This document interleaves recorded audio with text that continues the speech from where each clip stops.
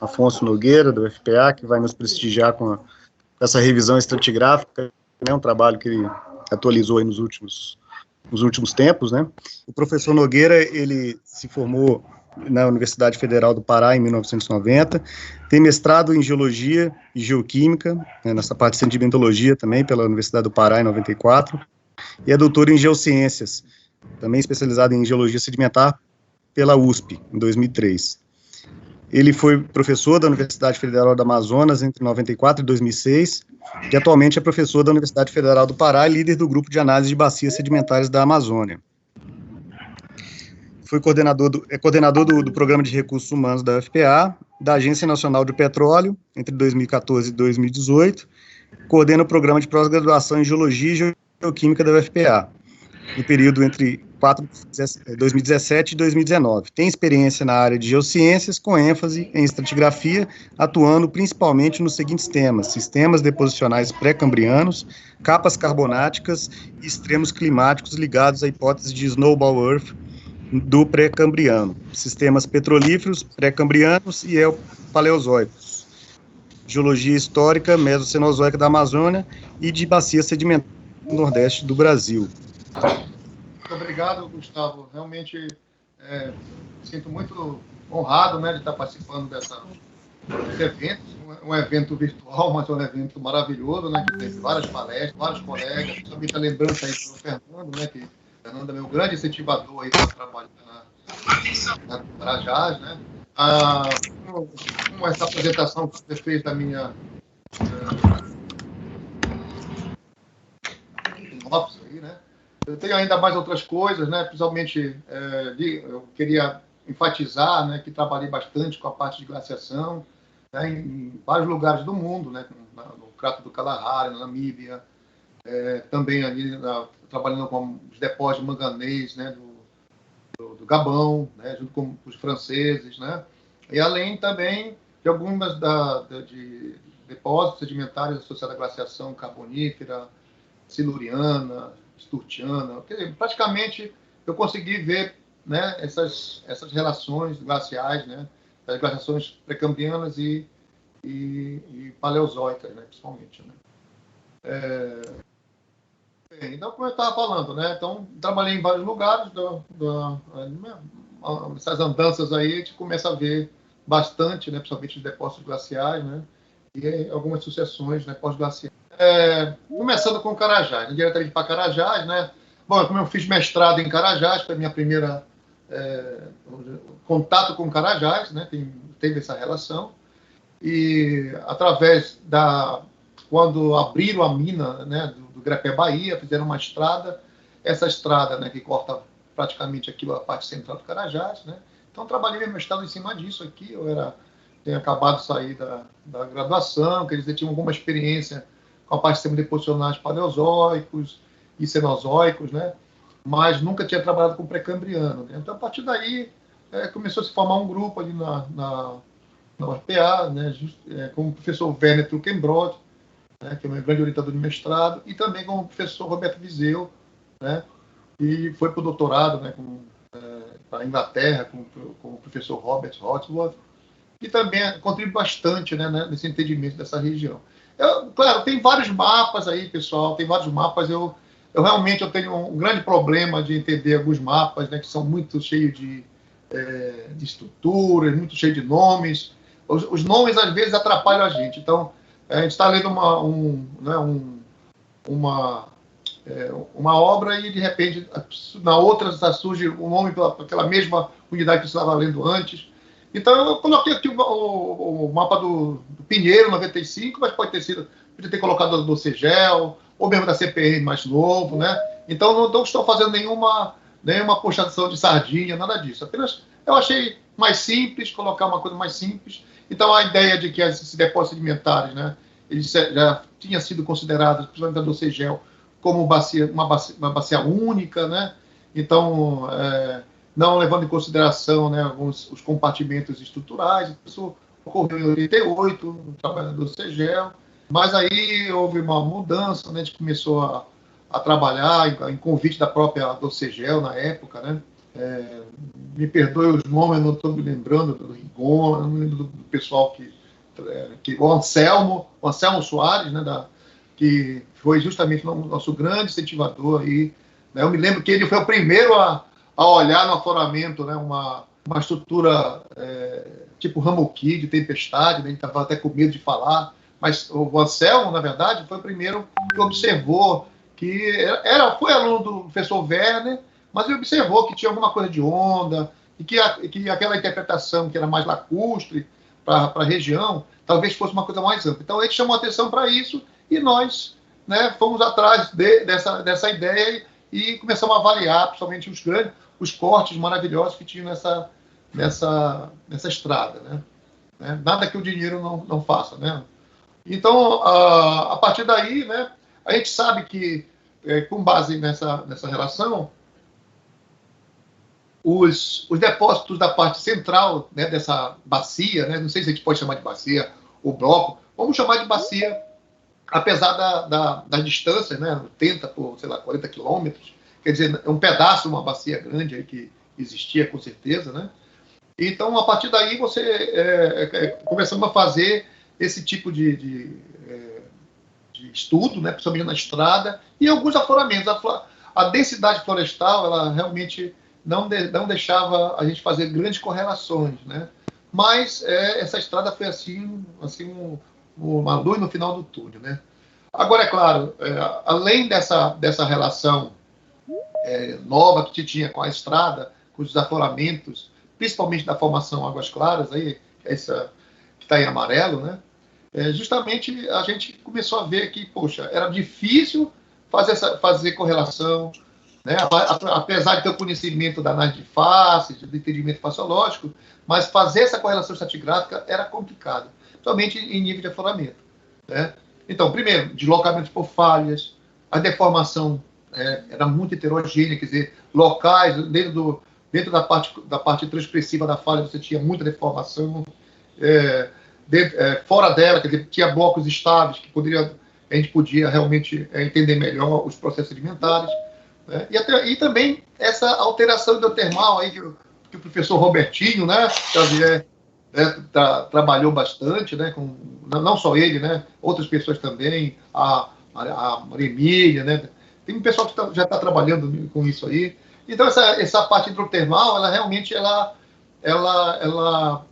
de certa forma, prejudica um pouco a visão de algumas estruturas sedimentares. E daí ainda o temperismo, né, que a gente consegue ver até 60 metros de solo, né, cheio de testemunho ou mergulho em afloramentos. Então, isso, de certa forma, prejudicava um pouco. Então, um grande problema, quando a gente ia realmente ver testemunhos, é essa alteração, né, a rocha sempre verde, né, geralmente com a mesma cor da camisa da Vale, né. Os estudos primordiais em relação a essa região, né, foi alavancado justamente pelas mineralizações, né, e isso foi, de certa forma, predominando, né, em todas as universidades que trabalhavam com carajás, né. Então, enquanto tinha muita mineralização, tem bastante mineralização, então isso, de certa forma, motiva, né, a parte econômica motiva o estudo, né, o estudo fica cada vez mais aprofundado em relação com esse foco, né, em relação a esse foco. Porém, muitas dessas rochas sedimentares, elas hospedam mineralização, são truncadas por falhas que têm mineralização. Então, às vezes, o entendimento, né, das rochas sedimentares, ela é fundamental, né, para a gente poder realmente começar a balizar, a contar a história, né? Então, bom, eu sempre digo assim, a gente faz um trabalho muito básico, né? O meu grupo de sedimentologia da FPA, a gente trabalha com coisas muito básicas, a gente trabalha com a parte mesmo, entendimento estratigráfico, entendimento dos processos sedimentares, colocar isso ao longo do tempo, né? Claro, tem técnicas de pontas aí, como a geocronologia, né? Enfim, outros equipamentos que pode detectar datação de pirita, enfim, tem várias técnicas de pontas que a gente realmente precisa para auxiliar esse trabalho mais estratigráfico, principalmente em rochas mais antigas, né? Então, mas a gente precisa fazer, né, o trabalho mais sujo, ou seja, o trabalho básico, aquele trabalho básico com martelo, né, com bússola, para coletar as amostras que vão servir para essas técnicas de ponta. Então, nada como um bom posicionamento das amostras para realmente você utilizar essas técnicas e dar um fruto, né, muito maior, né? Bom, então várias propostas surgiram aí tentando entender essas unidades estratigráficas aí, né?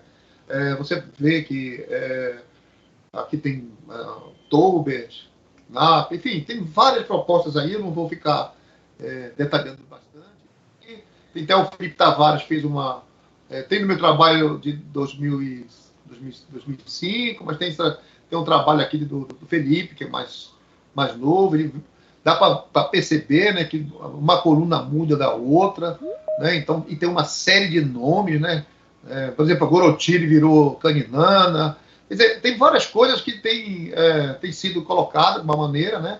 E com muitos nomes. Então, isso é como uma legião de demônios, né? Então, tem muitos nomes e você não sabe o que... Né? Você vai com uma publicação para o campo, você realmente não consegue dizer, isso aqui é o gás claro, mas depois vê outra coisa, isso aqui pode ser outra unidade. E assim vai. Então, essa confusão toda é um problema sério, está relacionado principalmente com a escassez de afloramento, né?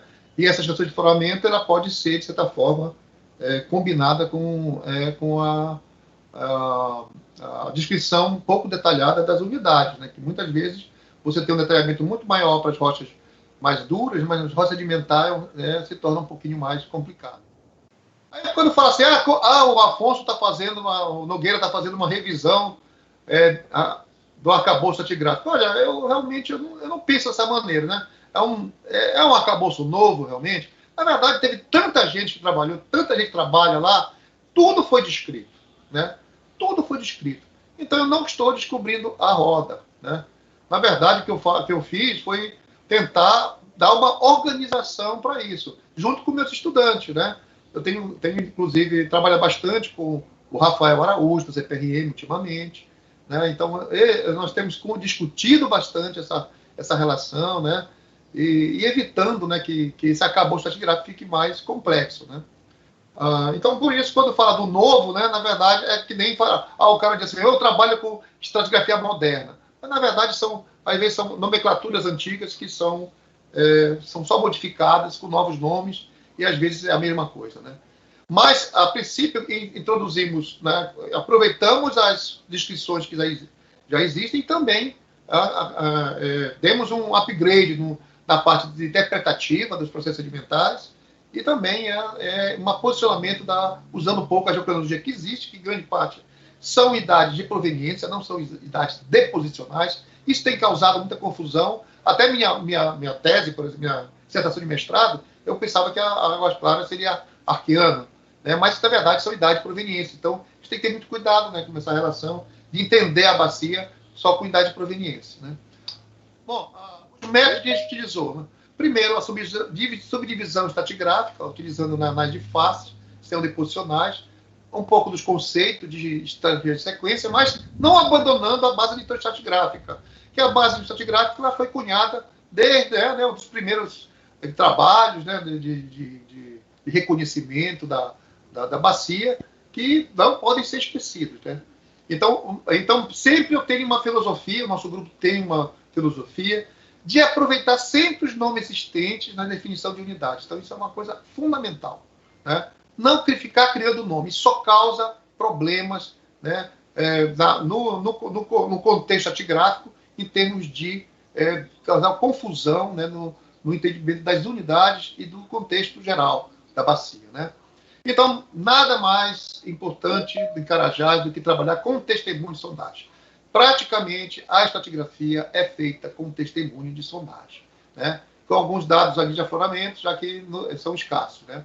Então, todos, com esse tempo todo que eu trabalhei em Carajás, né, quase 150 testemunhos a gente conseguiu descrever entre todas as unidades, praticamente, né? Na verdade, o que era jogado para a gente não tinha uma organização, a gente tentou, ao longo do tempo, fazer isso, né? Testemunho em dezenas de metros, até 1 quilômetro de espessura. Quer dizer, às vezes, uma semana era só um testemunho. É impressionante a quantidade. Na época de mestrado eu não sabia que existia tanto, inclusive tinha testemunho da minha época, né? Então, pela própria filosofia da empresa, né? Não, isso não era divulgado, tal. Hoje em dia, graças a Deus, né? Então graças aos dirigentes da Vale, isso foi de certa forma liberado para a gente pode agora tentar entender pelo menos uma parte, correr, né? Com esse conhecimento, já podia estar talvez um pouco mais adiantado, não sei. Então, a gente focou principalmente no reconhecimento de superfícies chaves, ou seja, discordâncias erosivas, angulares, paraconformidades, não conformidades. O que é mais interessante é as paraconformidades, né?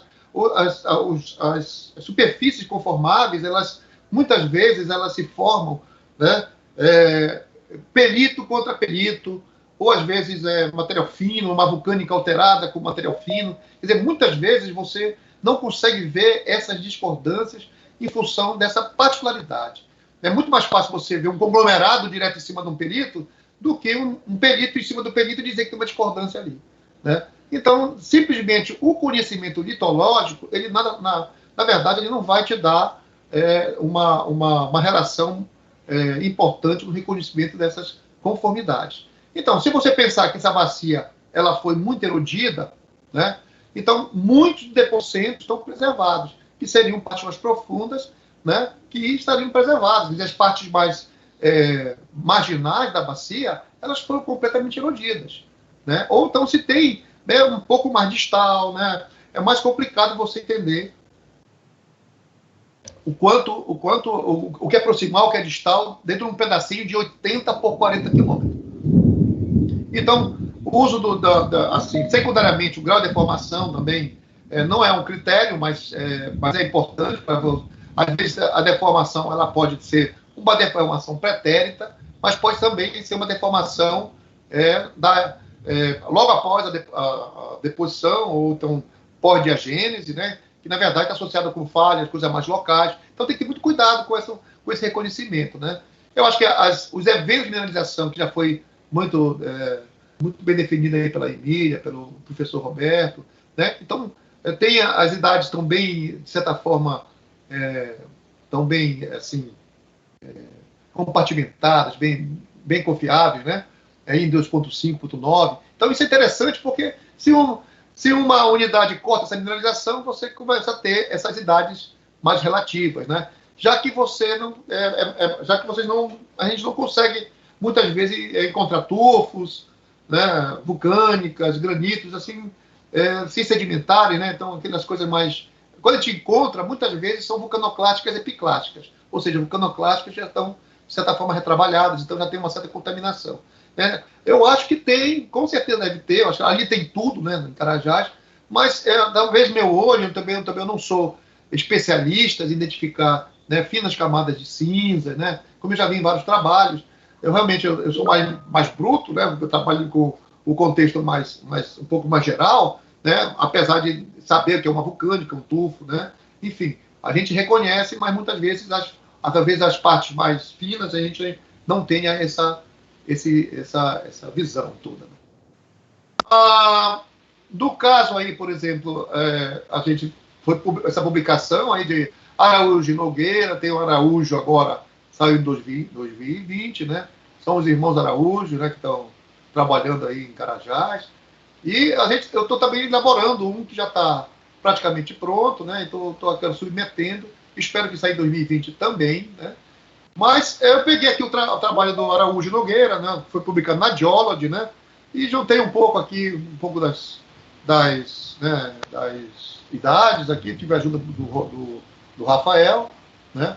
Então, a partir daí, né, fizemos essa montagem, né, da estratigrafia bem geral, né, mas eu vou discutir um pouco em relação a todos esses detalhes aqui da estratigrafia. Então, quando se compara, né, uma estratigrafia com a outra, né, aqui do Pinheiro, aqui com essa nova, mudou bastante, né? Tem coisas que foram colocadas, introduzidas, novas cidades foram posicionadas aí. Mas, enfim, a gente tem essa possibilidade agora de fazer um entendimento melhor, né? Vamos Vamos passar um pouquinho. Bom, o Grupo Grão-Pará, eu sei que vai ter a palestra da Ana Paula, né? Justo, né? Eu acho que ela vai dar um bom upgrade aí na parte do Grupo Grão-Pará. Eu sei que já tem um certo consenso, né? Que são rochas mais antigas, uma vulcânica, né?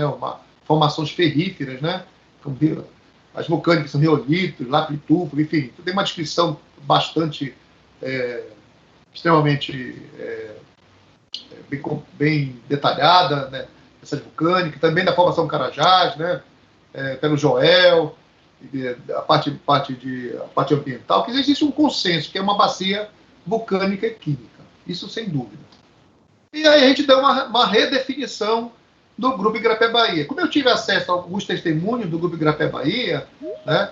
No caso, isso não faz parte da tese do Rafael Araújo, né? Mas quando das consultorias, junto lá com o Viseu, né? Com o Samuel, enfim, a gente começou a ver que, pelo menos, o que é chamado de Igarapé-Bahia pegava duas coisas. Pegava exatamente uma parte basal, vulcânica, vulcanoclástica, né, com brechas, etc., que a Dreher descreveu bastante, a Ana Dreher, né, e uma parte mais siliciclática, né, onde tinha os turbiditos, tinha os diamictitos, uns material, formações ferríferas, bem fininhas, enfim. E a gente, de certa forma, desvinculou isso. Primeiro, por que desvinculou? Porque não dá, a gente começou a mostrar que essa formação, essa unidade siliciclática, ela tinha algumas evidências que demonstravam que não era um ambiente vulcânico. E tanto é que as próprias vulcânicas do Igarapé-Bahia estavam sempre na base. Então, ou era embasamento, ou então uma unidade que não se repetia, não se intercalava nessa unidade de cima, que a gente chamou de Serra Sul, né? O Araújo e Nogueira. Então, o que acontece? A gente começou a ver isso, né?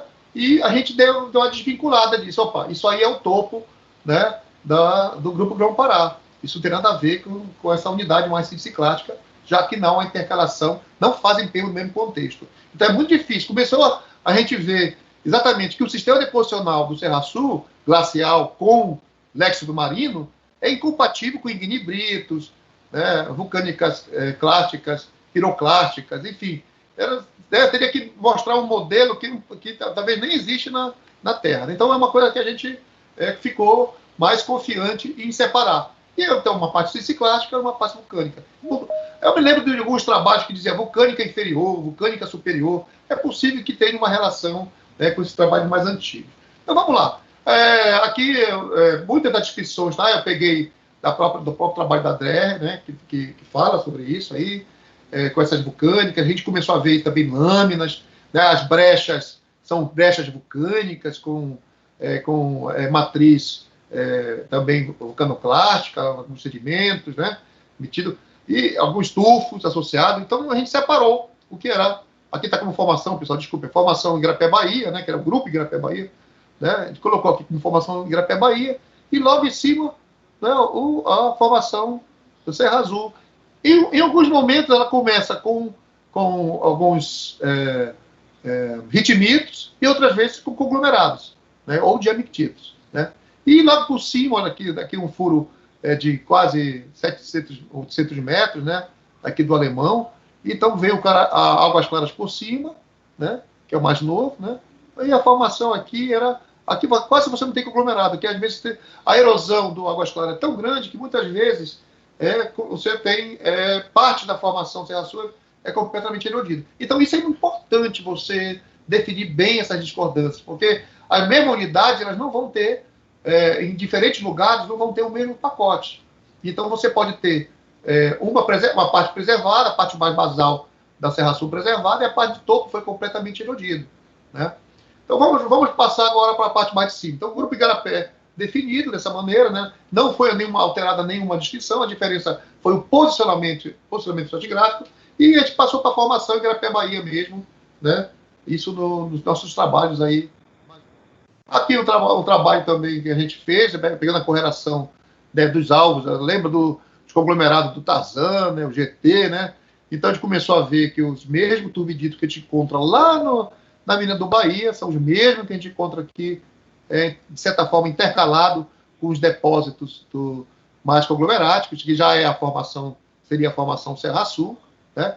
Na porção mais sul, né, onde é descrita justamente aqui na Serra Sul, onde foi descrito os 2 testemunhos aqui que definiu alguns diamictíticos glaciais, é justamente que deu origem ao nome da formação, né? Ela está numa parte onde ela está em contato direto com a parte do Grão-Pará, seja com as vulcânicas ou seja com as formações ferríferas, né?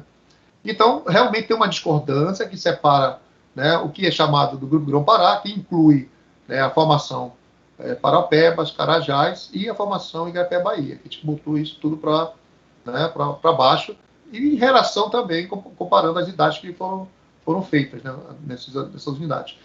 Logicamente que as unidades sedimentares, elas pouco foram datadas. Se foram datadas, as idades são de proveniência. Então, a gente não tem um critério muito importante de idade para a parte ciclática, né?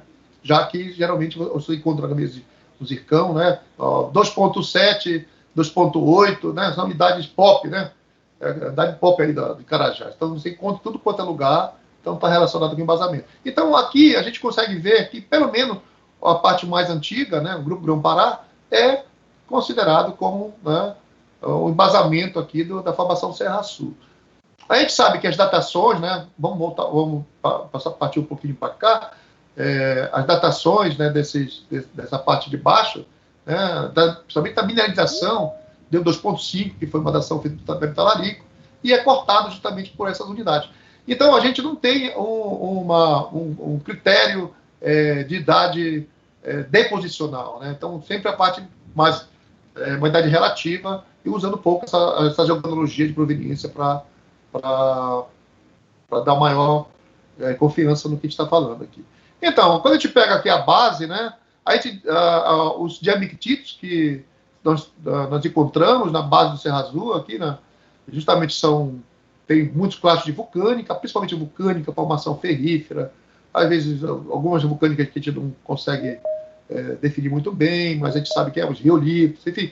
Então, isso dá nítida intenção, né, dá essa nítida sugestão de que se trata de uma superfície erosiva, né?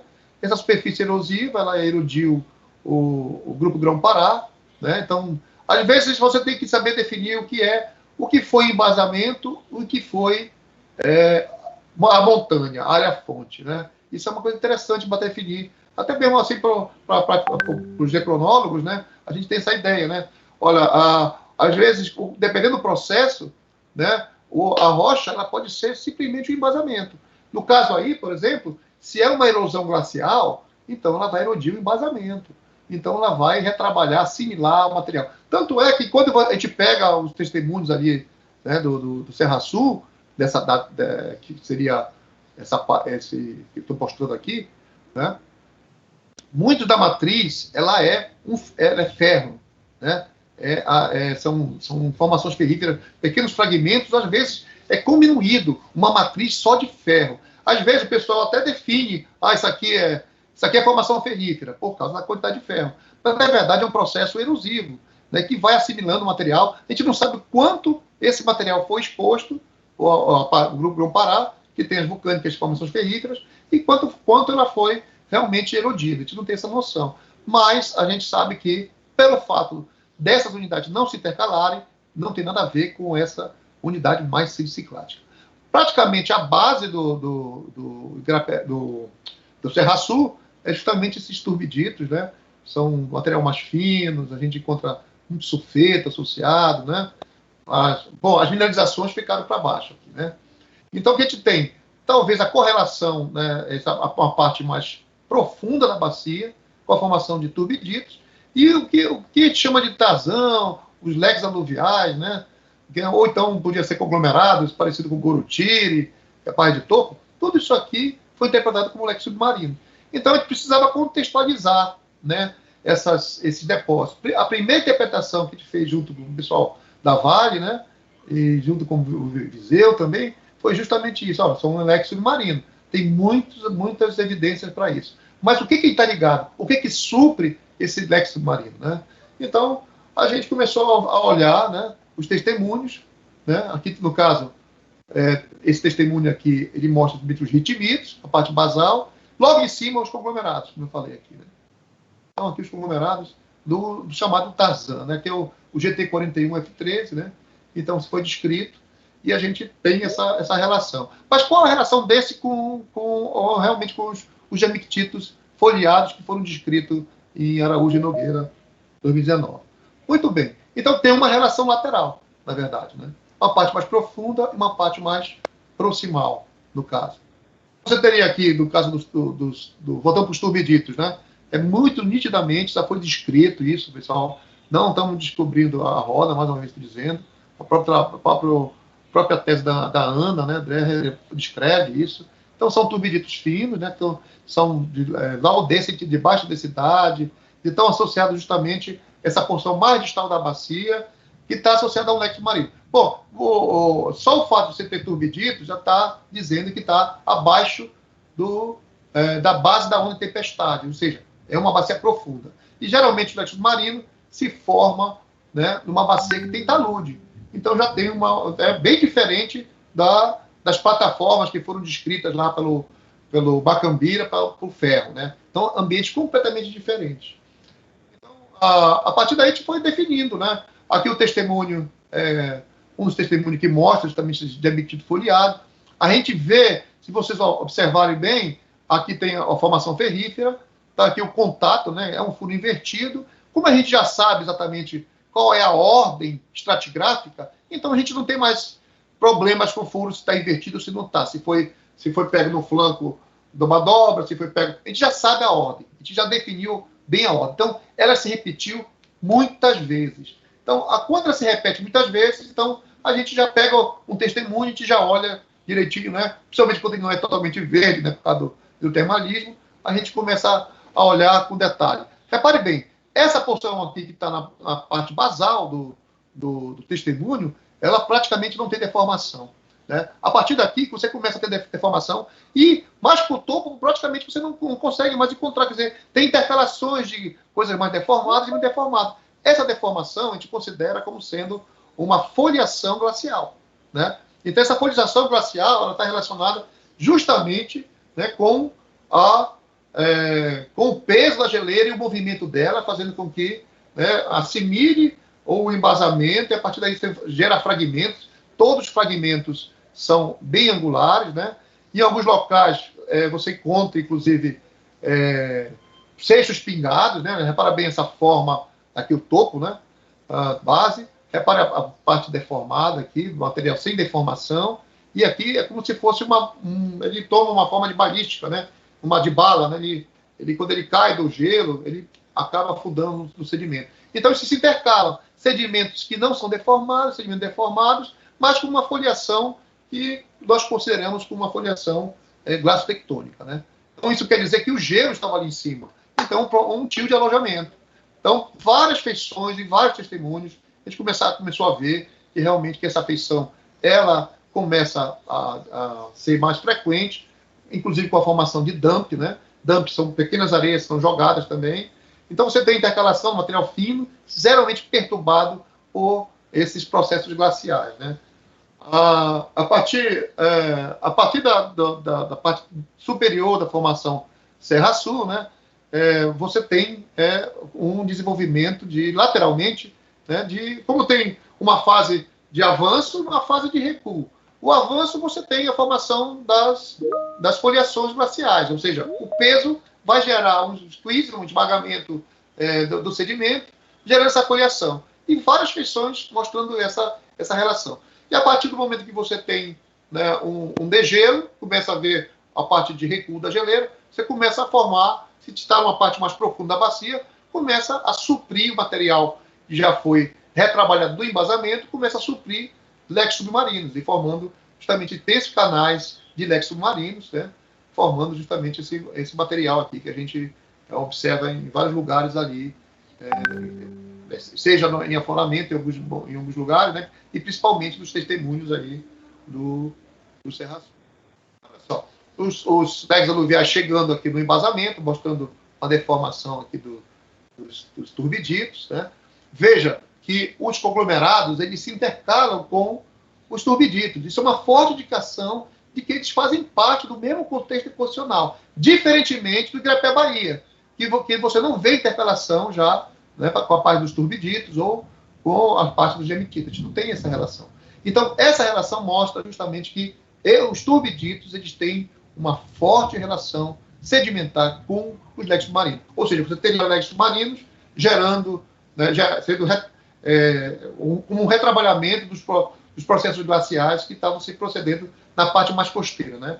Então, você tem vários fragmentos, principalmente de vulcânica, né, formação ferrífera, xerte, enfim, tudo que era do embasamento, né, você encontra. E sempre a tendência granodecrescente ascendente. É muito comum a gente ver isso, né, nos testemunhos aqui, ó, o J aqui na direita, você consegue ver essa relação, mostrando que são realmente canalizações, né, chegando num ambiente mais profundo, onde você tem corrente de turbidez.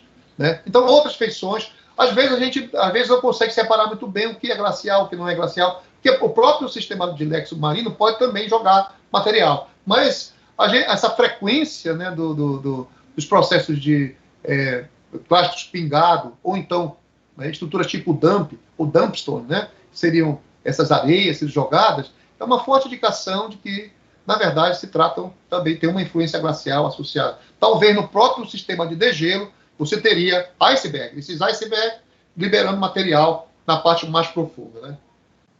Então, mais ou menos esse foi o contexto do Serra-Sul.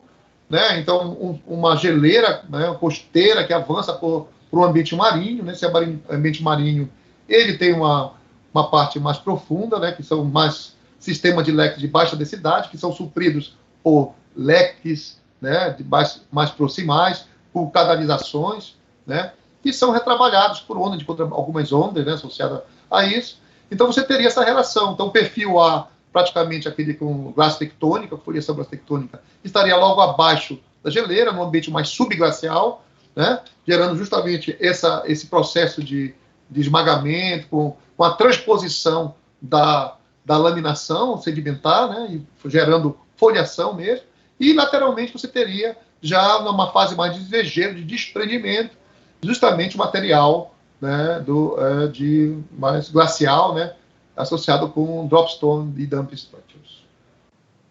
Bom, a partir daí a gente pode dizer que, bom, a única glaciação que a gente tem, né, nessa idade, né, 2.5, 2.4, 2.3, logo acima lá do Igarapé-Bahia, é justamente a glaciação huroniana. A gente precisa ainda definir melhor essa idade, né? Checar realmente se pode ter uma correlação. Ou então uma glaciação que pode ser um pouco mais antiga ou mais nova, isso vai depender da idade que a gente conseguir lidar. Mas a glaciação existe. No caso, por exemplo, né, já indo para o topo, né, da unidade, a gente pega uma grande discordância, né, que erode, a gente encontra essa discordância em tudo quanto é local da bacia, né, dos testemunhos, às vezes em cima do Serra-Sul, às vezes em cima do Igarapé-Bahia, enfim, acima do, eu não sei se eu já vi em cima do Ferro, mas praticamente a gente tem essa discordância, né, que a gente não tem ainda muita certeza, né, e posicionamento do topo do Serra-Sul. A gente não viu ainda nenhum testemunho que comprove justamente essa relação ainda com a formação de águas claras, com os peritos, principalmente os peritos, que estão na base da formação de águas claras. Não foi visto ainda. A gente vê sempre essa parte do membro superior de águas claras sobre as outras unidades. Então, parece uma discordância extremamente... juntando um pouco da seção tipo, né, dos depósitos de seção tipo, a perceber que os peritos aqui, no caso, é uma pequena faixa, né? Eles não são mapeados, praticamente aqui tem um exagero, né, do mapeamento, em função do próprio mapeamento que a gente fez aqui e tal, mas, na verdade, a observação é muito mais na estrada, o resto tudo é floresta, né? Mas isso aqui foi feito junto com o professor Viseu e o Robert, né? E a gente conseguiu ter uma ideia, né, principal de um sistema mais... braided, né, associado com o sistema fluvial braided, aqui a parte mais superior, o membro superior do Águas Claras, e aqui já a parte mais inferior, que leva todo o sistema marinho, né, e de maré associado. O que é mais interessante, né, que a gente, devido às falhas, né, então isso está tudo totalmente deslocado. Então, muitas vezes a gente tem que usar uma correlação faciológica para a gente ter certeza do que a gente está pegando. Então, pelo menos deu para definir o que é o membro superior e o membro inferior, e justamente aqui, né, na estrada, e correlacionar ele com alguns furos, né. Então, a gente começou a ver o seguinte, que essa deformação, ela também é importante, porque a gente conseguiu ver muitas faces em função de que tudo foi alçado em alguns compartimentos. Porém, a estratigrafia dessas partes mais deformadas, geralmente na parte central de Carajás, que está associada com a falha Carajás, elas são, às vezes, perdidas, mas, pelo menos, faciologicamente, a gente consegue fazer a interpretação da unidade. Aqui, mais ou menos, pegando os testemunhos, né, e jogando eles aqui dentro do bloco mais do azul aqui, e a parte mais da estrada, né, juntando com isso, a gente começa a ver realmente que tem, né, aqui no caso aqui a menina do azul, olha, o perfil de lá, começa a ver essa relação, né, estratigráfica, onde pelo menos 2 membros, né, um mais perítico, o arenitos, também tem arenitos e ritmitos, e outro bem mais arenoso, né, onde a gente tem uma relação um pouco mais fácil de observar nas estradas. E eles são tudo cortados por gabros aqui, né? Esses gabros são mais novos, né, de 1.8, se não me engano, e a gente não liga muito para eles, né? Eles simplesmente são, na verdade, é um ruído para a gente nos testemunhos. É um saco, realmente, descrever os testemunhos.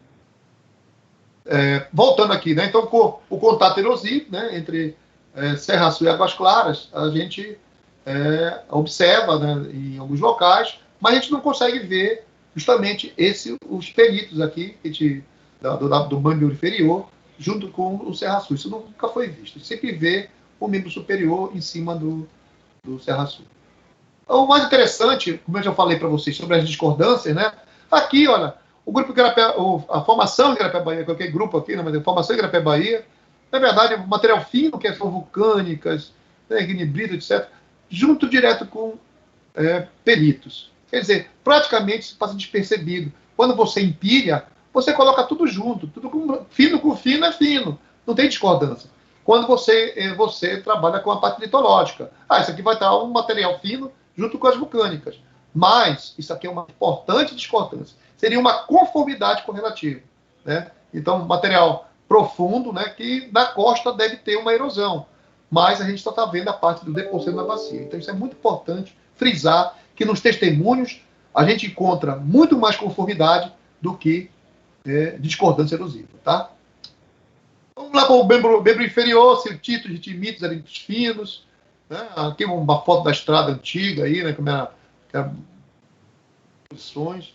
Então, geralmente a parte inferior também são tubiditos de baixa densidade, que está associado com no Águas Claras, né? Também tem pacote de arenitos, né?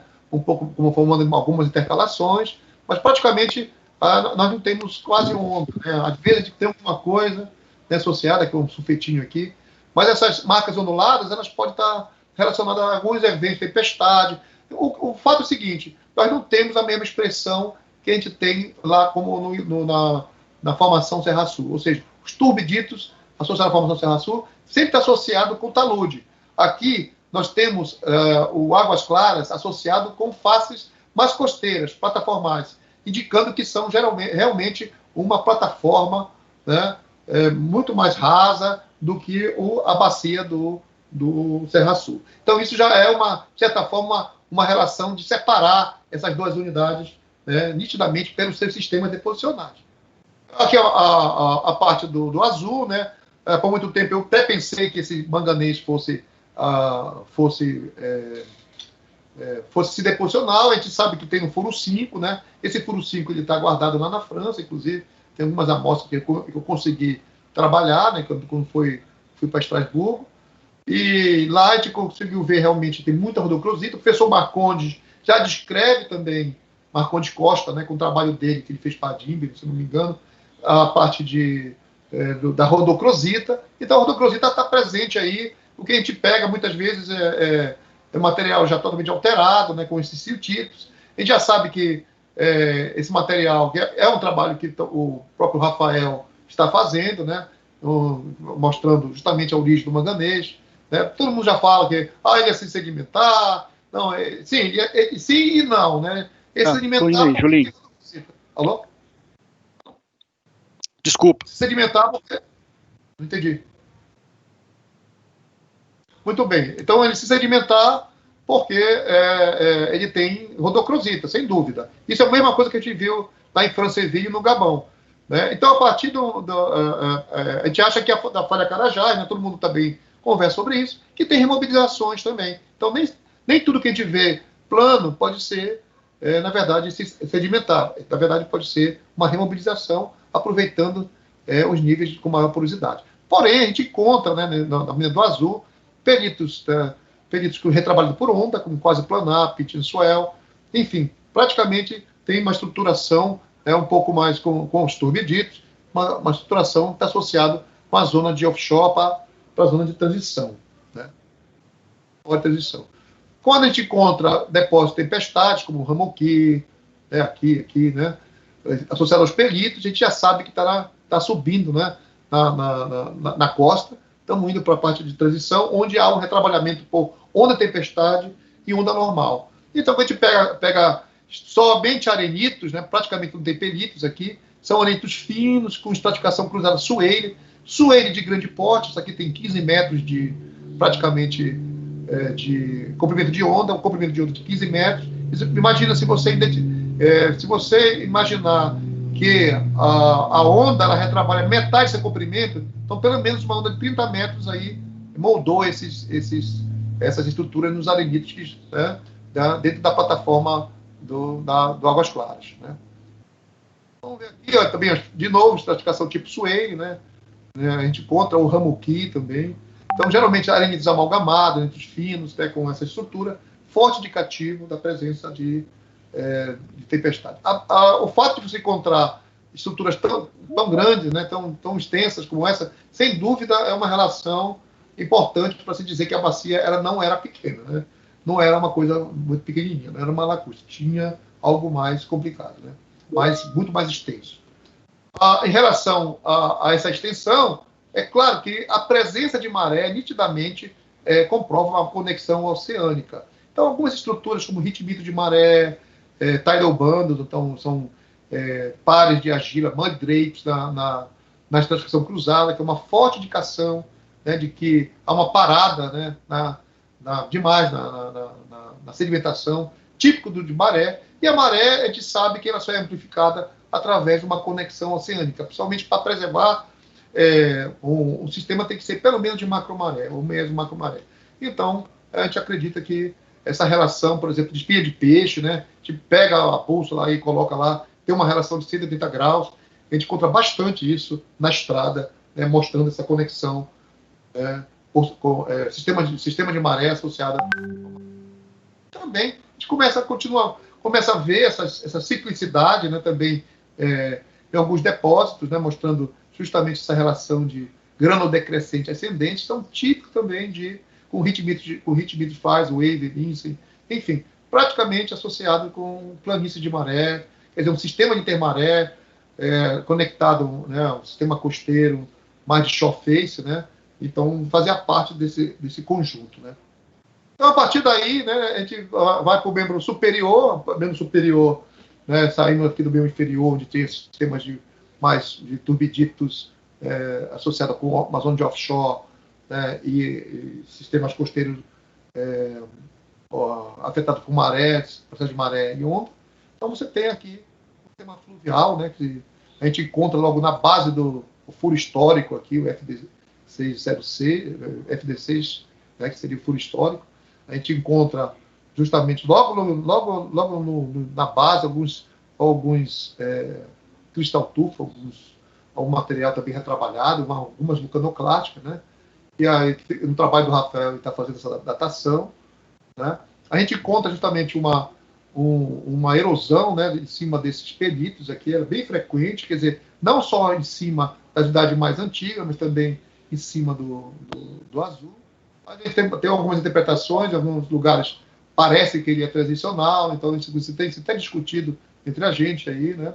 Podia fazer parte de um sistema maior, junto, não. Eu acredito que seja uma coisa mais erodida, e no caso, de novo, os testemunhos mostrando justamente essa mudança brusca que sai daquelas brechas lá da formação de Grapé-Bahia, né, brechas vulcânicas, né, passa bruscamente para os arenitos e conglomerados, né, com grânulos praticamente da formação Águas Claras. Então, estratificação cruzada tabular. Imagina, você tem que imaginar que era um sistema que não tinha vegetação, então não existia coesão de canal. Essa coesão de canal ela é praticamente inexistente no Arqueano, né? Desculpe, no Paleoproterozoico, e também no Arqueano, claro, né?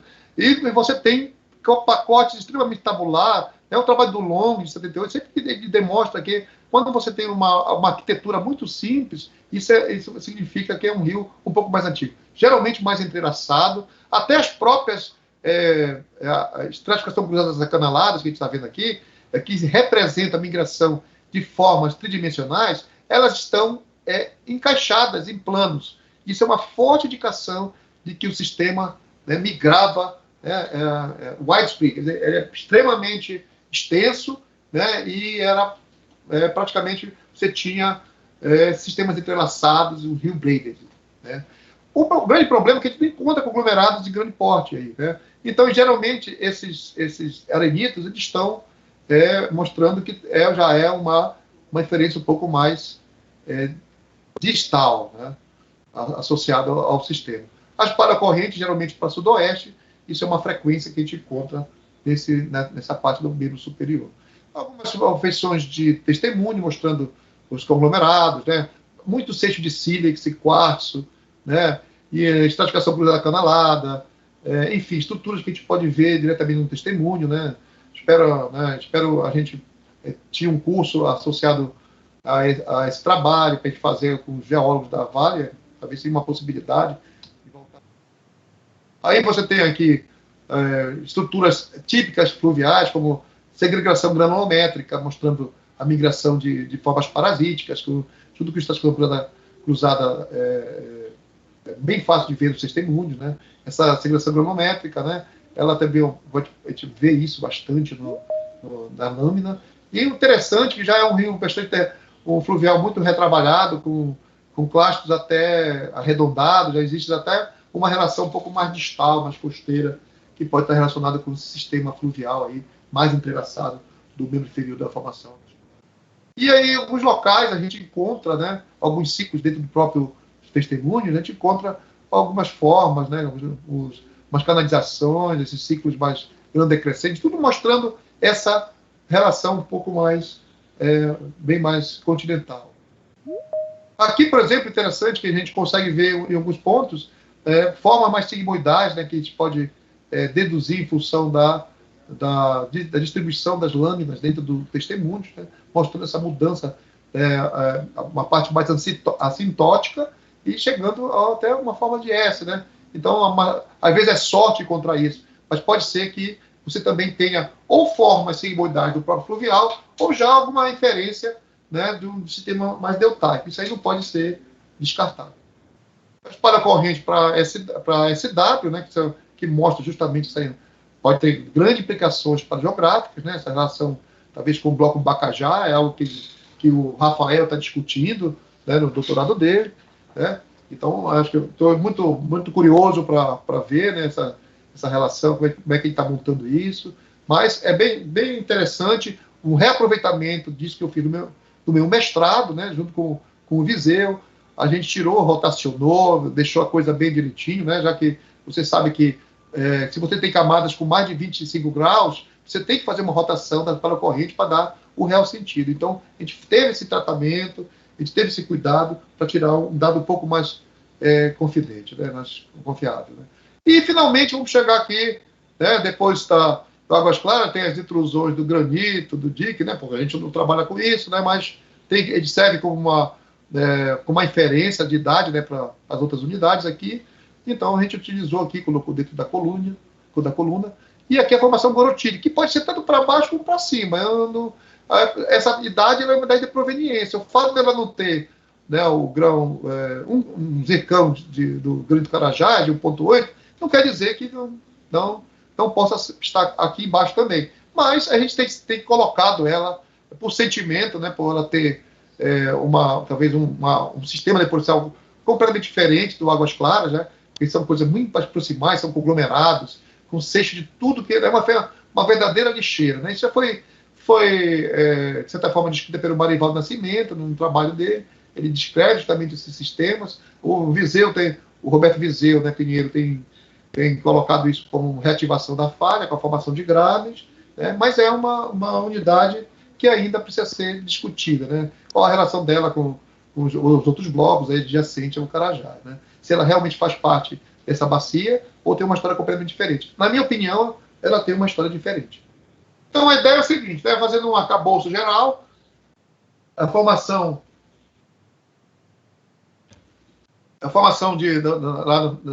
o embasamento, né, com essas bacias, a bacia do ferro, ela tem uma relação direta com provavelmente com esses sistemas aí de Domiquilha, né, que já tem sido falado da Docegel, a gente comentava muito isso naquela época. O professor Viseu, né, cansou de falar isso em palestra, eu até anexei isso nas minhas aulas de geologia histórica, né, mas a gente nunca publicou realmente isso aí. Né? E aí foi, de certa forma, muito, muito bom o trabalho do Felipe, né, que apresentou no simpósio, né, pegou essas relações, né? Falta construir essa história ainda, né? Falta muita coisa aí, e com certeza toda essa parte estratigráfica que estou falando, ela se encaixa muito bem nessa história. Então, uma bacia mais antiga, com essas depressões entre os granitos TTG, né? Acho que tem que dar um sentido, falta fazer essa organização de embasamento, tem muito trabalho sobre granitos, eu acho que precisa dessa integração, né? Eu acho que é louvável isso. Então, a partir daí, você teria nessas depressões os bífidos, as vulcânicas, né? Em 2.7, a partir daí você teria depois a formação em Grapé-Bahia, né? Que está associada com um ambiente mais vulcânico, talvez associado a esse mesmo sistema ou não, ou já é outro tipo de bacia. Eu estou aqui, é uma proposta, tá, pessoal? Eu estou aqui, eu fiz minhas elucubrações nesses blocos de diagrama, que a gente sempre gosta de fazer, né? Então, é uma bacia vulcânica, né? Sobre os bifes, né? Bom, pode fazer parte do mesmo conjunto. A partir daí, você tem outro estágio, né? Aí com o soerguimento dessa região, com deformação, e a mineralização aí de 2.5, aí, que eu não vou entrar nesse mérito, mas pelo menos já foi datado aí pelo Talarico, a gente tem essa idade. Isso é truncado aí pela formação Serra Sul, né, que já é da glaciação uroniana e já é paleoproterozoico. Né, provavelmente temos que encontrar essa idade de 2.4, 2.3, algumas já estão sendo colocadas aí, viabilizadas. Né. A gente já fez uma datação com o pessoal também de fora, a gente está tentando aí encontrar, né, a gente já tem um registro estratigráfico, isso é incontestável para mim, mas a gente precisa realmente dar maior veracidade à idade. Inclusive, um dos referis, que foi o Paul Hoffman, ele sempre falou, olha, pode ser uroniana, mas a gente precisa da idade para fazer a correlação.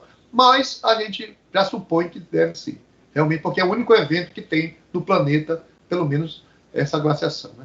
O que é mais interessante é que a partir desse modelo de Domiquilha, né, ou esse modelo com depressões, etc., começou a ter um embaciamento um pouco mais parecido com as bacias paleozoicas, já que tem a formação de leque submarino. Se tem a formação de leque submarino, no caso da formação Serra Sul, né, então já tem um pouco de talude, então já é uma bacia que já se estende, já tem uma crosta um pouco mais rígida aí sendo formada, né, ou já formada praticamente. Ou começou no Arqueano, né, tem uns trabalhos do David que já mostram esses trabalhos aí de... Sou Davis da UFPA, tá, pessoal? Que mostra, talvez, uma subducção, já com crosta já bem estabelecida. Aí aqui tá a formação Serra Sul, né, que já mostrei para vocês. Depois da glaciação, começa a ter um avanço e um recuo com a formação dos leques submarinos, associado a essa glaciação aí que a gente descobriu. Né? E logo depois você tem, já no Paleoproterozoico, já uma grande discordância, né, com a implantação da formação Águas Claras, aí, já um depósito um pouco mais associado, né, a uma plataforma, essa plataforma com planície de maré, intermaré, submaré, tempestades, né, e já sobre o depósito de manganês, que pode ser uma relação um pouco mais, né, está associada com o próprio o próprio contexto aí, né, uma coisa mais profunda dessa bacia plataformal, né, e depois vem o membro superior aí, cobrindo, né, tudo, e erodindo essa parte aí mais costeira, mais marinha, né. Bom, todo esse processo todos esses depósitos, né, essa organização, ela foi intrudida aí pela granitogênese, e essa mineralização aí um pouco mais, não tão importante como a de baixo, né, como do Alvo Águas Claras, que eu trabalhei em Águas Claras, né, e já fechando justamente essa bacia, né, a bacia já estava fechada, então isso aí entrou posteriormente, né, com essa mineralização, remobilizando os elementos aí, que o professor Roberto pode explicar isso com maior facilidade, e por final aí você tem a formação Gorotiri, que cobre tudo aí, né, pelo menos porções, né, dessa bacia aí, que ela ou pode ser mais antiga que o 1.8 ou mais nova, isso aí ainda precisa ser definido, mas é um sistema, talvez aqui, eu tenho um sistema aqui mais geral, sistema associado com falha, né, com um sistema mais bem fluvial, bem né, material leque aluvial, e um sistema abrido. Aí a pergunta é, onde está a porção distal dessa unidade? Então, deve ter unidades que foram mapeadas, que deve ser a porção distal dessa aí, porque um rio não funciona só com o rio. O rio tem que ir para algum lugar. Então, a parte marinha, onde está? Né? A gente não sabe. Então, aí tem o nosso arcabouço, né? Eu estou elaborando a estratigrafia, estou organizando tudo isso que eu acabei de falar para vocês, isso no paper, né? Pegando os que já foram publicados aí. Então, praticamente, como conclusão, né? Eu acho que tem uma tecnologia relacionada à formação de bacias, de 2.7 e 2.2, né? 2.0, mais ou menos. Uma tectônica regional deformadora de 2.1 a 1.8, a intrusão do granito e a deformação da formação Gorotiri. Isso seria mais uma organização. Né? Então, agora, essa proposta ela tem que ser testada, porque toda proposta estratigráfica ela tem que ser operacional. Você tem que ir com ela na mão e realmente ver exatamente o que está sendo descrito. Né? Então, a interpretação dos sistemas deposicionais das faces praticamente é fundamental para que você realmente defina as unidades, porque elas refletem diferentes sistemas deposicionais e rapidamente você consegue, né, demonstrar isso, que só a parte litológica é impossível, principalmente quando você está pegando 1% em cima de 1%. Então, material fino sobre material fino é tudo fino, tu consegue separar. Mas a partir você começa a ver uma dinâmica diferente de entendimento. Então, a partir daí você pode fazer as correlações, né, tanto com as áreas adjacentes, usando a superfície estratigráfica, né, e aí você vê o que é discordância regional, o que são conformidades correlativas, que vão estar na parte de depocentro. Então, uma coisa importante que foi definida nesse trabalho, né, foi justamente a utilização dos estratos glaciais, que podem balizar os dados geocronológicos.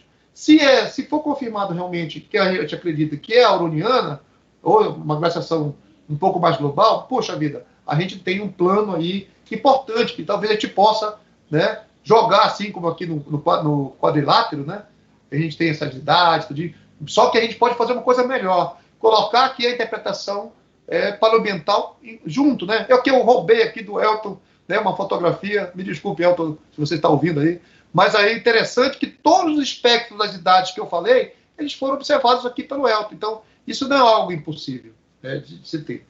Então, a partir daí, eu acho que o plano, né, mais importante aqui, a formação Serra-Sul, que é uma glaciação que pode ser correlacionada globalmente, né, isso aí pode ser um balizador importante para todas as idades geocronológicas. Né.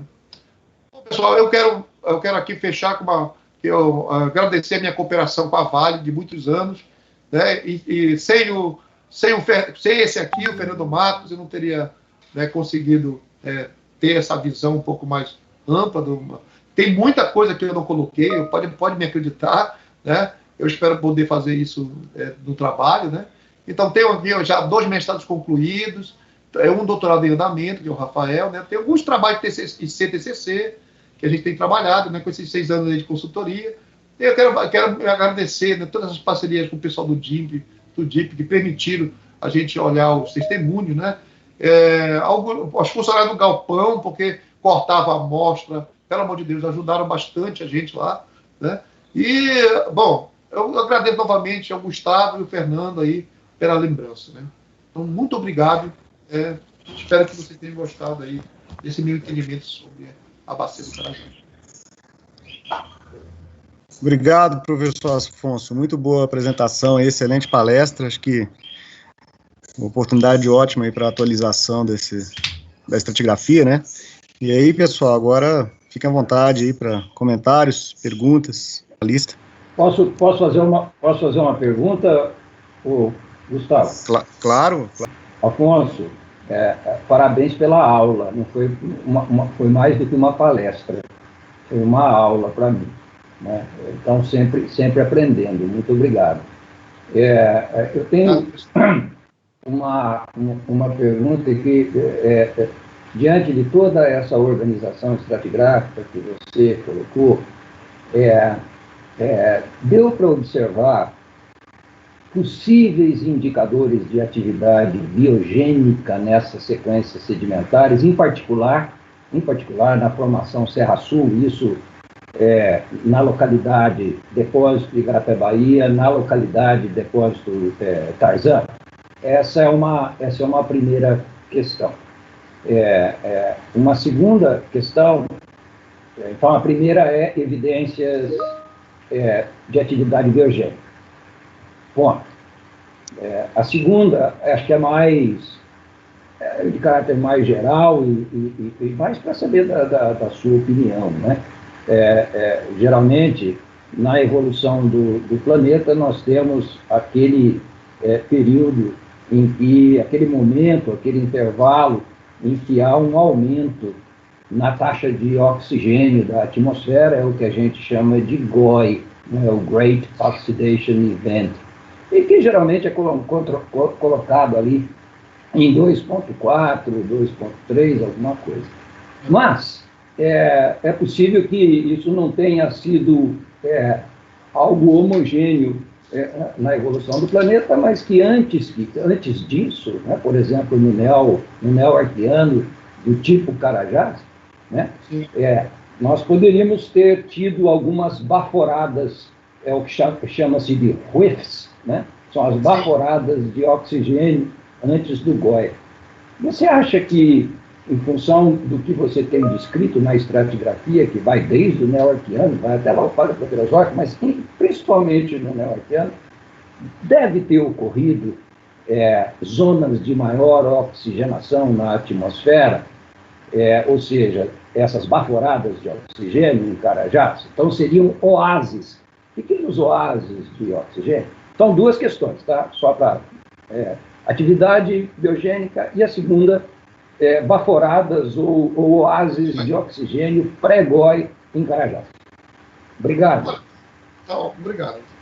Excelente pergunta, professor. Eu vou tentar responder do que eu tenho de conhecimento, né? Bom, atividade biogênica, claro, visivelmente a gente não vai ver nada, né? Em termos de animar bicho, né? Ou tem que fazer a parte de microfósforo. Bom, eu não sei se nessa idade a gente tem uma preservação muito boa, já que essas rochas elas passaram por um processo assim muito grande de hidrotermal, etc. Mas deve ter alguma coisa. Mas tem que fazer uma investigação assim muito mais ampla. A formação, por exemplo, as piritas, elas têm uma indicação talvez biogênica. A gente encontrou algumas piritas framboidais, né? Isso já, a própria pirita framboidal, ela tem uma relação, talvez, com uma parte de biogenicidade. Quais são os organismos que a gente poderia ver nesse momento? Sei lá, acritarcos? Não sei. Não sei se tem essa idade. Aí a gente começa um pouco mais tarde.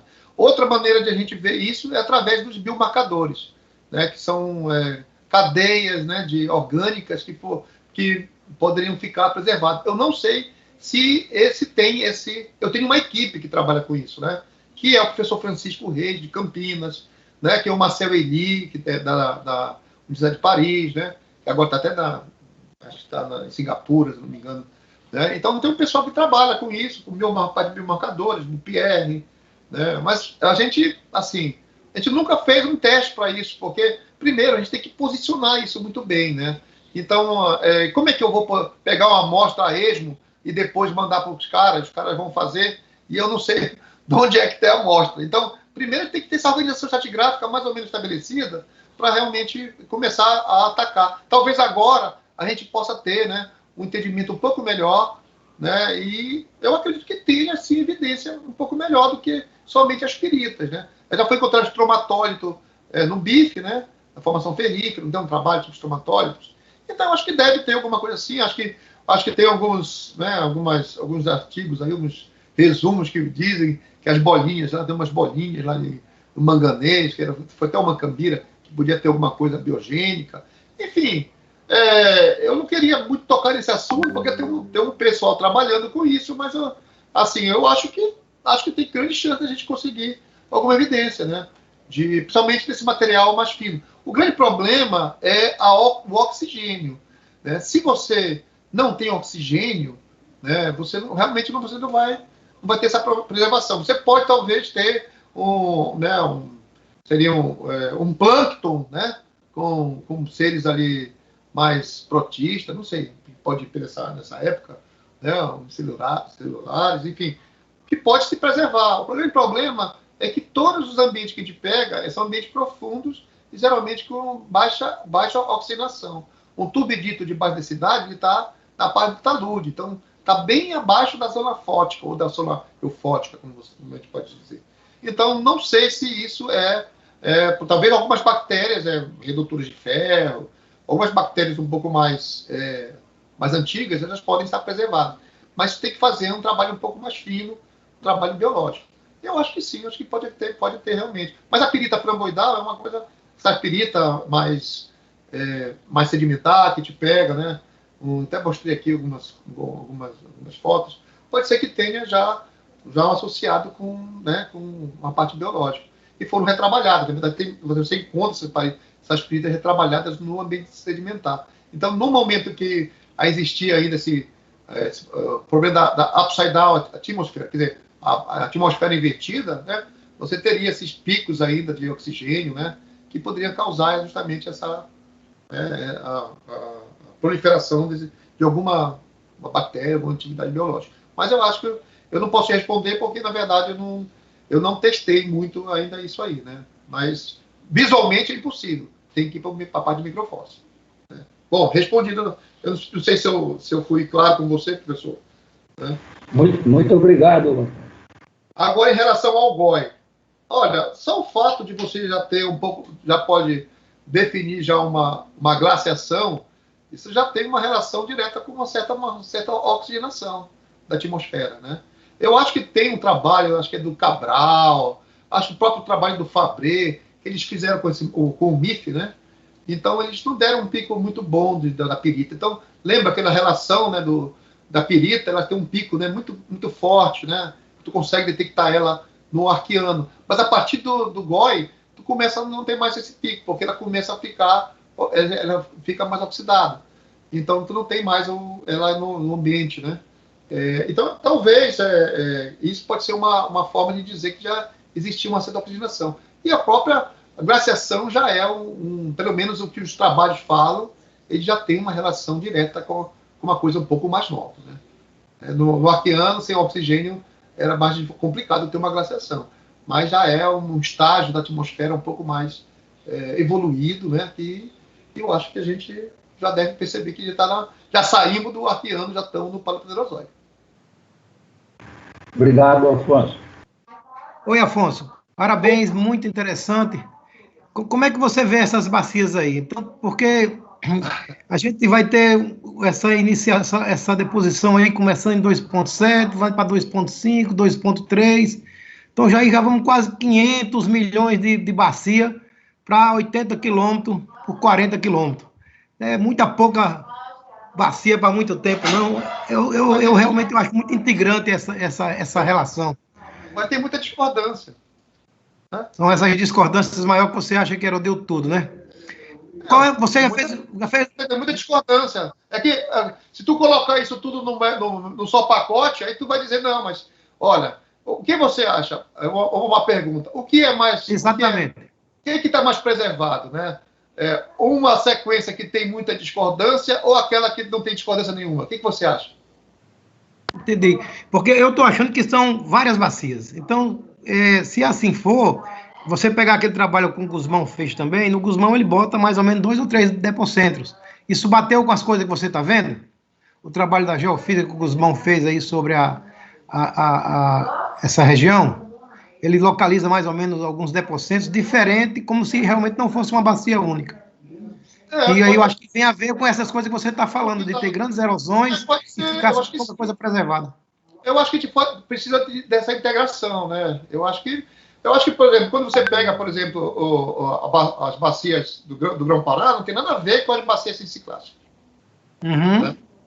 Quer dizer, tem um contexto completamente diferente. Quando tu pega o Serra Sul, já tem alguma coisa com talude, é outra coisa. O Águas Claras é mais plataforma. Quer dizer, tem mudança. Então, uma bacia que, pelo menos, ela muda em termos da sua morfologia. Ou é uma bacia só, ou é várias bacias aí, com depósitos diferentes. Não dá para juntar tudo numa única sedimentação. Né? Não tem. É isso aí. Tá bom. Coisa diferente. E as tuas idades aí, eu estou feliz, né, que você conseguiu encontrar tanto o espectro de idade. Falta só a gente posicionar isso. Isso aí. Eu roubei, viu, Elton? Desculpa aí. Não, é para roubar mesmo. Muito bom. E uma outra segunda questão, e aí, em termos de ambiente, você falou dos ambientes de sedimentação, mas você também, com esses ambientes de sedimentação que você está colocando aí, também não dá um rift intracontinental, né, Afonso? Ou você tem essa ideia ciálica também? Olha, bom, rift já tem que ter uma crosta, né? Uhum. Eu colocaria do Serra Sul para cima uma coisa mais, né, uma crosta um pouco mais rígida. Do Serra Sul para cima eu também estou achando interessante.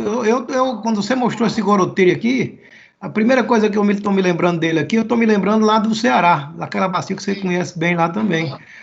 Né? Bacia de Jaibaras. Parece ser igualzinho esse tipo de coisa. Uma coisa um pouco mais, talvez mais interna, né? Eu acho que tem que investigar, talvez venha uma relação com o Bloco Bacajá, né?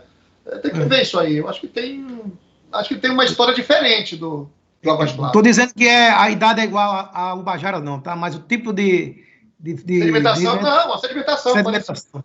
Concordo plenamente com você. É uma bacia associada com essa, talvez, transcorrente, né? Tem um aprazível lá, o Pacujá, né? Mas eu acho que todo mundo quer aqui é que você continue esse trabalho aí, viu? Fazendo aí mais 1.500, 150 furos aí, para esclarecer mais para a gente. Cara, tu não sabe o interesse, né? Na verdade, primeiro era pelo dinheiro, depois eu fiquei tão maravilhado que comecei a trabalhar feito um louco, né? E eu até disse pro Fernandão, olha, eu dou um curso lá, né, uma boa, não tem problema não. Eu acho que a gente tem que realmente aprender a ver essas rochas, né? E foi difícil, acho que um ano eu via tudo verde, né, por causa do trabalhismo. Depois que eu comecei a olhar a coisa. Então, às vezes o aluno de graduação que vai a Vale, muitas vezes ele é jogado num instituto desse, eu acho que ele dá uma dançada bacana, porque não é fácil, não, ser um treinamento. É muito difícil ver isso aí. Professor, aproveitando, eu ia perguntar, na mesma linha da segunda pergunta do Elton, sobre se dá para tirar inferência sobre ambiente tectônico, né? Quais são as sugestões aí em termos de ambiente tectônico? Porque existe uma discussão aí sobre essa bacia original aí, né? Talvez do Grão-Pará, se é um rift ou se é um back-arc.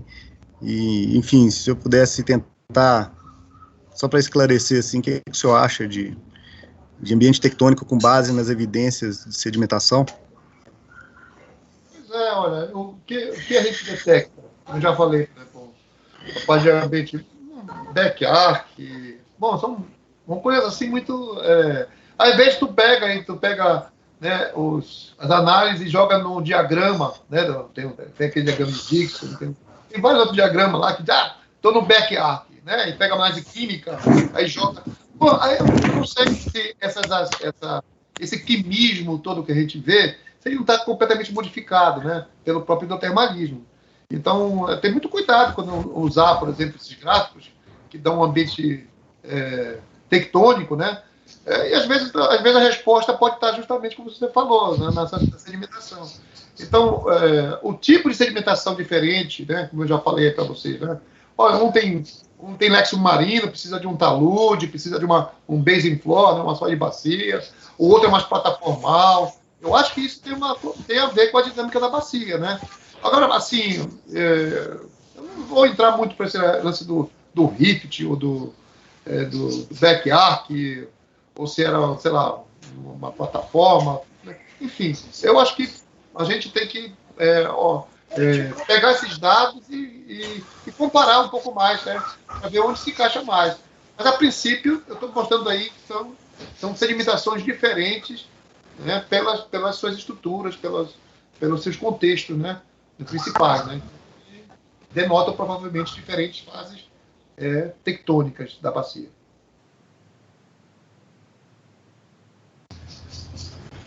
Espero que eu tenha sido claro para você. Não,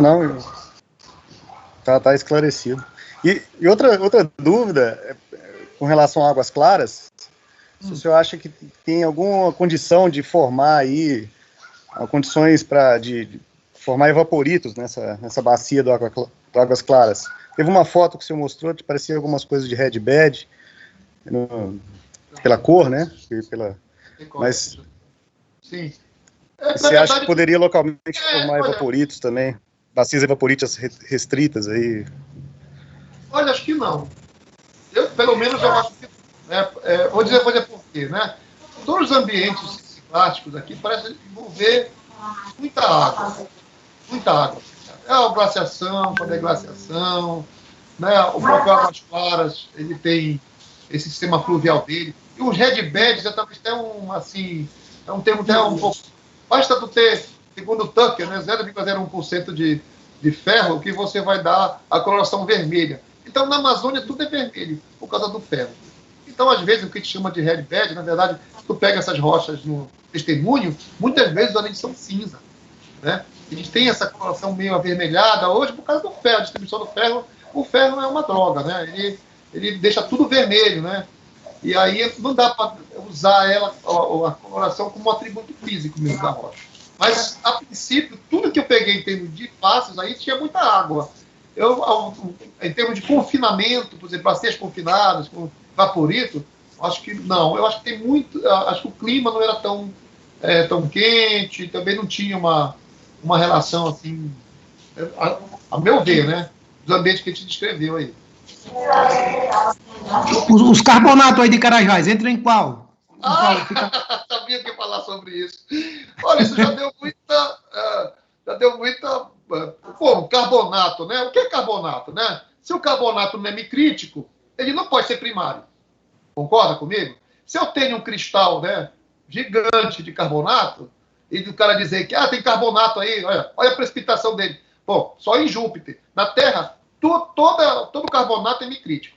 Ele se deposita como micrito. Eu nunca vi cristais gigantes. Então, o que me mostraram dessa plataforma carbonática de Carajás, para mim, tudo é uma relação hidrotermal. Eu acho que é um evento aí de carbonatização que tem que ser investigado. Né? E mais, você tem que ter bactéria para poder... Tem que ter vida para poder ver a precipitação, né, dos carbonatos. Então, ela tem que estar junto aí. Então, pelo menos os dolomitos que eu estudei no Sereno, né, me mostraram no Sereno, Serra Pelada. Então, para mim, tudo é secundário para mim. Né? Tem uma carbonatização, eu tenho fotos disso, eu até tirei da apresentação isso aí também, né?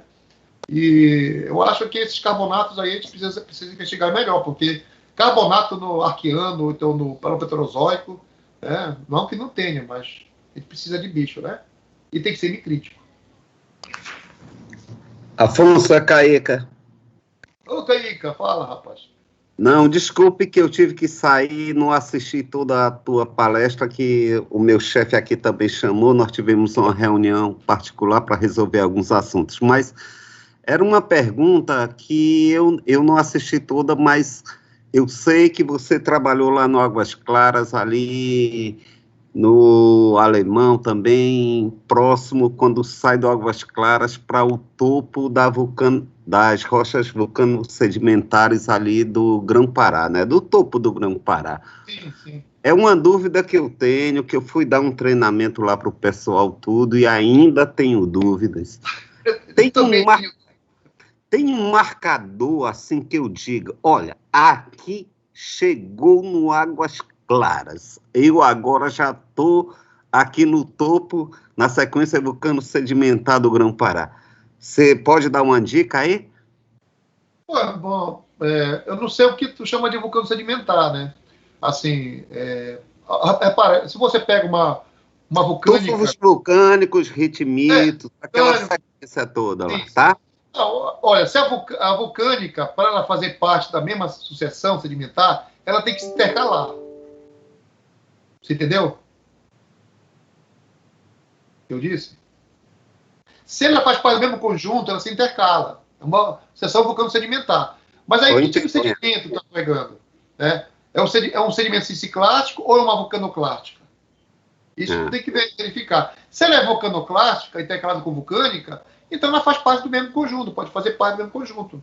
Né? Ou não, às vezes tem tanta coisa metida aí no meio, né? Mas vamos supor que é algo original. Então, seria justamente, né, uma intercalação bem perfeita. Agora, o siliciclástico, quartzo, né, com feldespato, já começa... Se você pega uma sequência muito... com essa tendência, já é mais complicado você chamar de vulcânico, vulcanoclástico, né?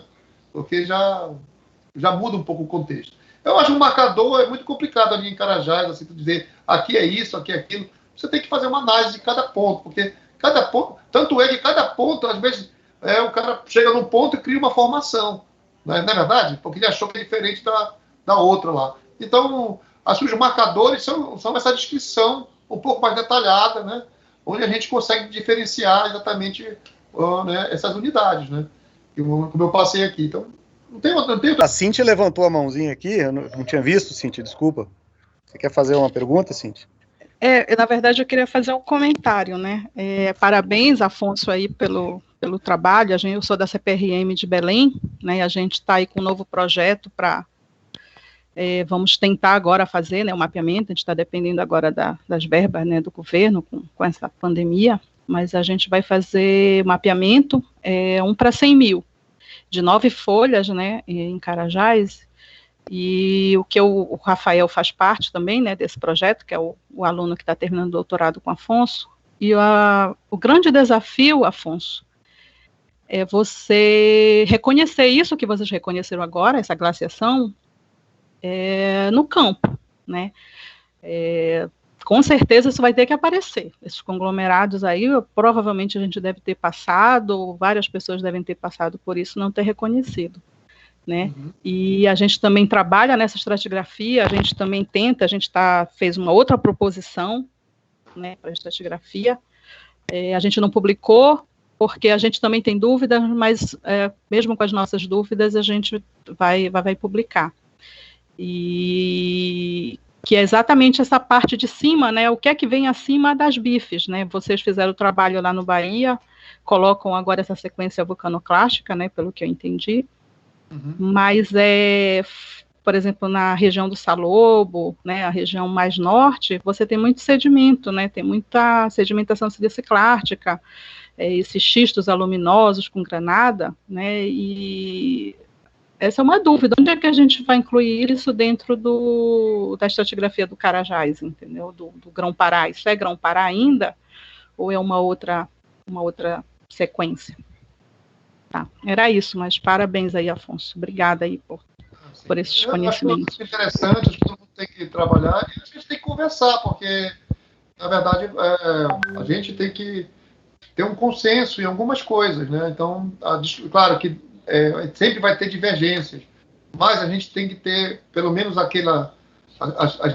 principais significados, a gente tem que ter essa noção de que a gente pode realmente contribuir um com o outro. A universidade é do lado ali da CPRM, né?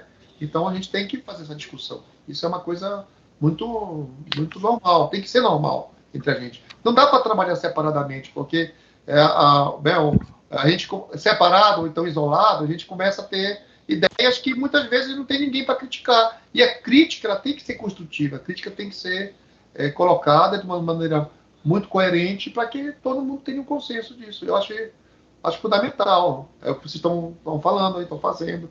Eu espero que vocês tenham muito sucesso aí no projeto de vocês. Né? Se eu puder contribuir, a universidade está de perto, feito aí, né? Brechas, conglomerado e tal.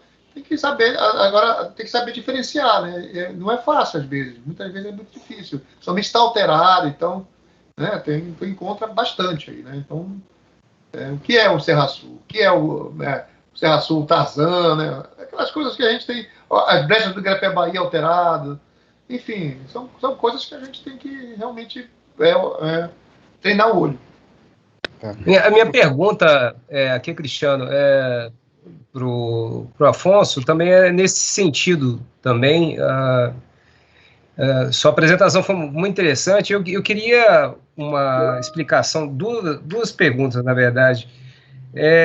Qual a influência de eventuais mineralizações primárias aí dentro dessa estratigrafia? O que é primário realmente em cada uma dessas porções?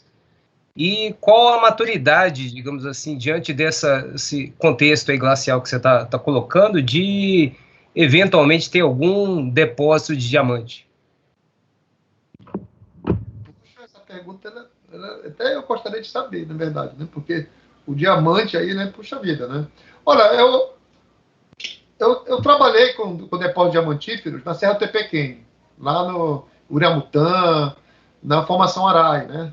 Tem lá, o pessoal explora direto, os conglomerados, são alguns conglomerados extremamente também de rios entrelaçados, né? E tem uma empresa portuguesa que explora lá, né, diamantes, e também os garimpeiros, né? Enfim, tem dois conglomerados diferentes lá. Tem um mais antigo, né?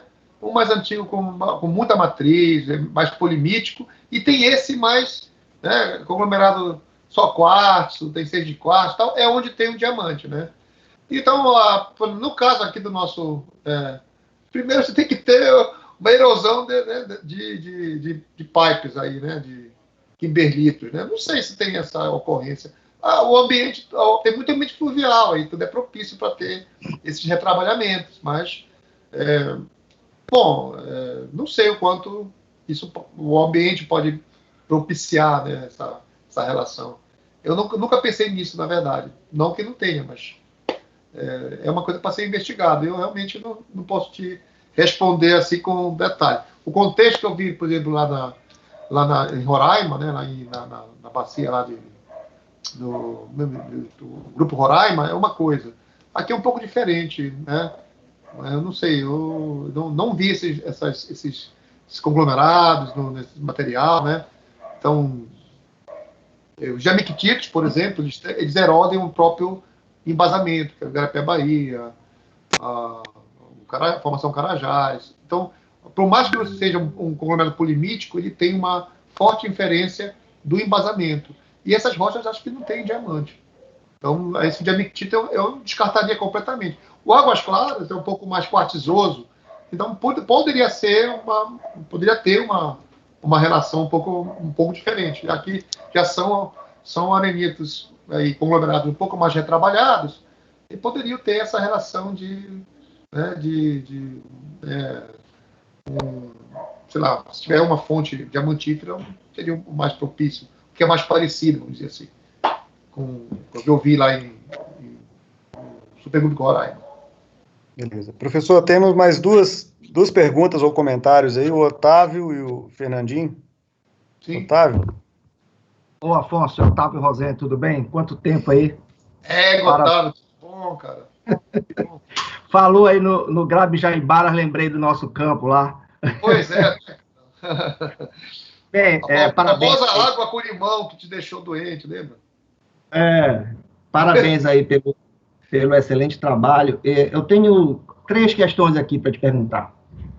Saindo desse grande sigmoide de Carajás, onde predominam onde estão bem caracterizadas essas rochas sedimentares aí, do Águas Claras, do Grupo Bahia, do Grão-Pará, né, com as vulcânicas e os sedimentos, a gente tem, para oeste de Carajás, muitas rochas sedimentares que muitas vezes elas podem ser correlacionadas aí com essas rochas que são encontradas dentro do megasigmoide. Sereno, Serra Pelada, né? Isso, ali na região do Aquiri, né? Aí a pergunta seria, levando ainda em consideração a tectônica, que pode ter movimentado diversos blocos, tá? Pode ter arrastado pedaços dessas rochas mais para oeste, mas seria uma bacia única ou seriam subbacias, entendeu? O que você acha? Outra coisa com relação, o Cristiano falou aí sobre essa mineralização singenética. A gente tem visto muito dessas rochas laminadas, cinza, fina, filmes de sulfetos, né? Você tem alguma evidência aí, ou alguma ideia de algum potencial sobre mineralização singenética nessas rochas sedimentares? E outra é comentar um pouco sobre a questão do metamorfismo. O que é que você tem visto aí de metamorfismo em cima dessas rochas aí? É isso aí, obrigado. Caramba. Bom, tem uma coisa que eu esqueci até de falar com o professor Xavier, né? É sobre o manganês, né? O manganês também pode ser uma relação de oxigenação, né? Pelo menos no mundo inteiro é colocado dessa maneira. Eu acho que eu esqueci de falar, mas ela tem um viés bem interessante para a tua pergunta.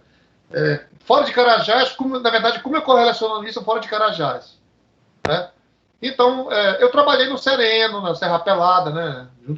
Inclusive acompanhei o mestrado do Califa, né? Tu te lembra do nosso colega Califa? E também no Sereno eu fiz uma ou duas consultorias, não me lembro bem, né, onde tem uns manganeses também lá, né? Então é muito parecido com Águas Claras. Eu acho que essa bacia, né, se ver pelo tamanho da bacia, uns 80 por 40 quilômetros, na verdade não é nem uma bacia, é um bloco ali, né? Um terreno, é mais terreno exótico do que bacia, né, preservado ali, né? Então se você encontra marinho nas bordas, isso quer dizer que a bacia era bem maior do que é hoje. Então, isso abre possibilidade de você fazer correlação fora da Serra dos Carajás, sem dúvida. Um dos pontos importantes é o manganês, o sereno lá, nitidamente se parece muito com Águas Claras, né? E tem outros arenitos que a gente encontra fora da área.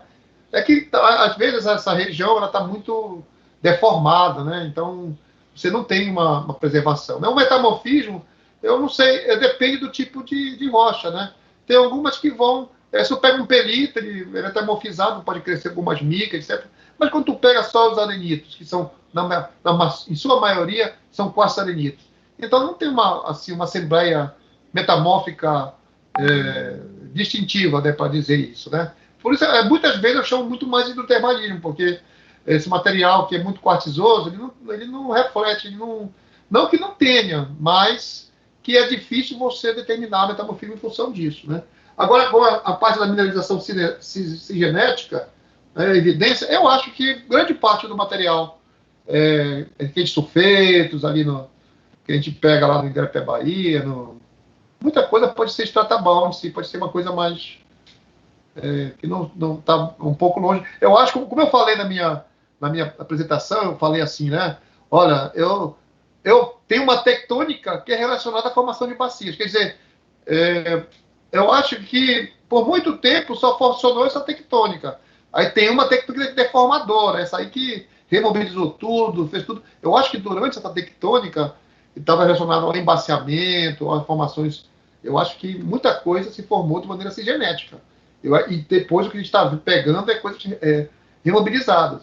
Agora, se tu perguntar qual é o horizonte mais importante, aí eu não posso te dizer. Mas, pelo menos, eu estou te respondendo que sim, eu concordo contigo que em grande parte, eu acho que teve coisa muito mais singenética do que posterior. Obrigado. Fernandinho. Valeu, Gustavo. Ô, professor, boa noite.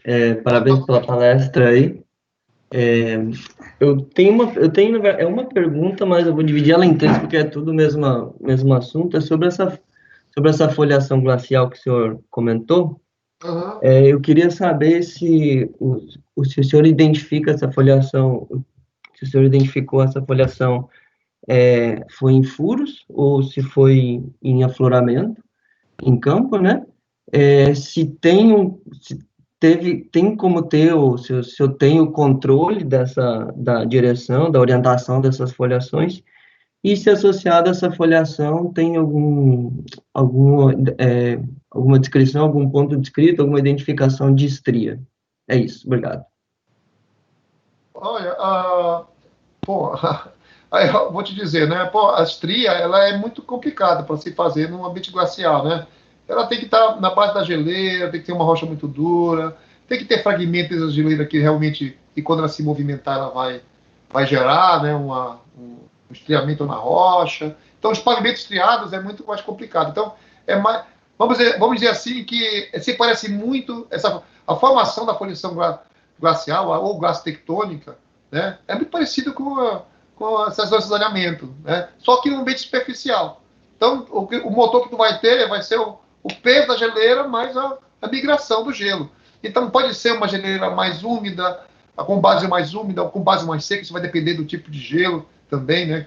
Então, todo material que vai ser assimilado, na verdade, ele vai tem que imaginar o seguinte, que quando ele passa em cima de uma rocha muito dura, ele gera uma estria, ou gera um atrito, esse atrito vai gerar uma cominuição. Essa cominuição, ela vai ser assimilada pelo gelo. Ela vai formar uma matriz, que essa é a matriz do diamictita. Por isso que os diamictitos, no caso, às vezes, eu sempre brinco nas minhas aulas, né?